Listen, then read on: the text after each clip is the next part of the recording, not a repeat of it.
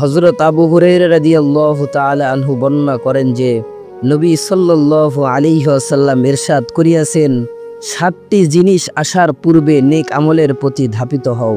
তোমরা কি এমন অভাবের অপেক্ষায় আছো যাহা সব কিছু ভুলাইয়া দেয়, অথবা এমন প্রাচুর্যের যাহার অবাধ্য বানাইয়া দেয়, অথবা এমন অসুস্থতা যাহা অকর্মণ্য করিয়া দেয়, অথবা এমন বার্ধক্য যাহা বিবেক বুদ্ধি ধ্বংস করিয়া দেয়, অথবা এমন মৃত্যু যাহা হঠাৎ আসিয়া যায়, কেননা কোনো সময় তওবা করার সুযোগও মিলে না, অথবা দাজ্জালের আগমন যাহা ভবিষ্যতের অপ্রকাশিত মন্দসমূহের মধ্যে নিকৃষ্টতম মন্দ, অথবা কিয়ামত তো বড় কঠিন ও অত্যন্ত তিক্ত বিষয়।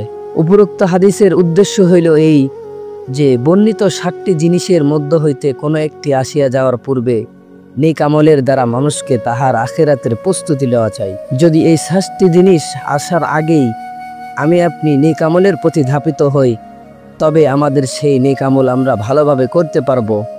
এমন যেন না হয় যে উপরোক্ত বাধাসমূহের মধ্য হইতে কোনো বাধা আসিয়া যায় যাহাতে মানুষ নেক আমল হইতে বঞ্চিত হইয়া যায়।